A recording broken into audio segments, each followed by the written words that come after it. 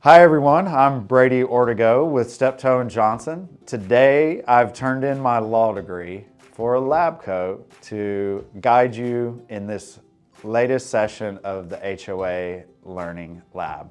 Going to cover a few things for you, try not to get too lawyerly on you, and remind everyone of some action items that came out of the most recent legislative session. Gratefully, there's not much. It's important. There are some wins for our industry. Overall, the law coming out of the session was pretty good.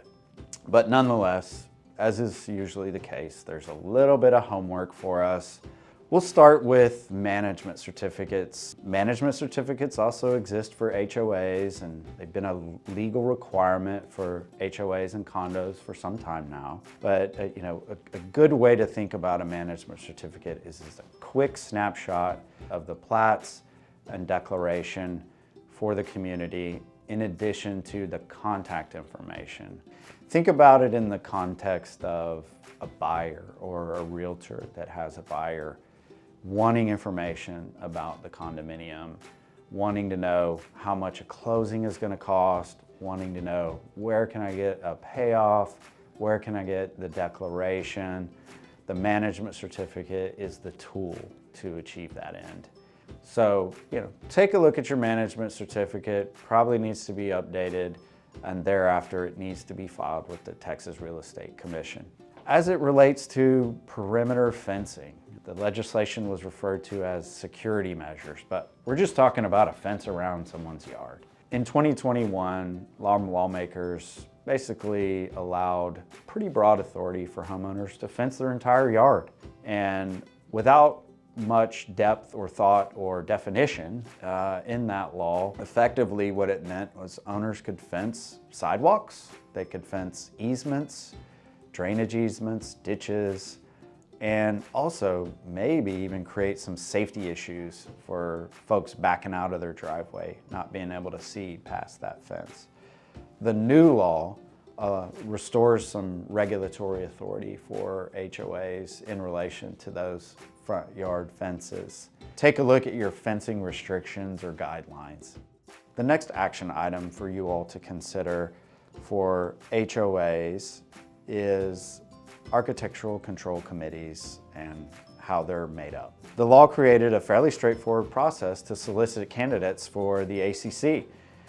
And to the extent that your governing documents address the ACC qualifications, you might consider taking a look at those documents and see what needs to be changed in response to this law. Could be your bylaws, could be the ACC charter, could be an ACC appeals policy, but the point is, it's easier to get a full ACC with this new legislation in effect. Now, the next action item relates to virtual meetings and electronic voting, creating flexibility for our HOAs and condos to have virtual meetings and also for them to embrace electronic voting.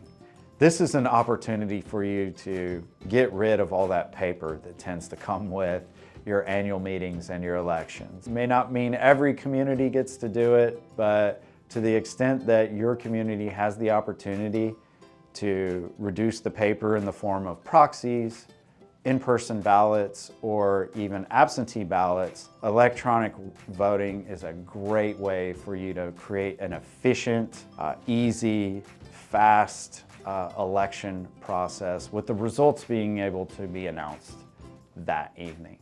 So another area where you're going to need to just take a look at your governing documents, your bylaws, and see what they say as it relates to virtual meetings and voting rights. Brown grass. And there's enough of a drought in Texas that water conservation law is becoming a hot topic in Austin. The latest change in the law as it relates to water conservation for HOAs is a prohibition against fining when owners have brown or discolored grass or vegetation. If there's a water restriction in place, the HOA can't fine for brown grass or discolored vegetation. Take a quick look at your fining policy. Just make sure that there's a check in there or a caveat in there so that anyone that sees that policy knows that if there's brown grass or discolored grass or vegetation and there's a water restriction in place, fines aren't going to be levied. The next action item relates to what we're calling free speech. Owners now are permitted to invite lawmakers or candidates for an election to the community to address the membership. Now, there are controls in place, meaning you can require a reservation, a deposit, there's occupancy limitations, and the hours within which they can meet. And so the action item here is taking a look at whatever documentation you may have related to reserving the common area to make sure that there's clear authority for candidates and elected officials to come address the community. And then lastly, solar roof tiles. The technology has changed as it relates to solar energy devices. Solar roof tiles are an option for any owners that may want to embrace or lean into solar energy devices as a way to become more green. And the laws has essentially expanded the definition of solar energy device to include solar roof tiles. So take a quick look at your solar energy device policy and just make sure that it's going to cover this new technology. Well, thank you all for joining me today in the HOA Learning Lab. It's not every day that I get to check my law degree at the door and put on a lab coat, which is definitely tailored for my build. Once again, Brady Ortego with Steptoe and Johnson. Appreciate you taking the time to educate yourself. Education is the rising tide that raises all ships in the HOA and condominium space in Texas. Thank you.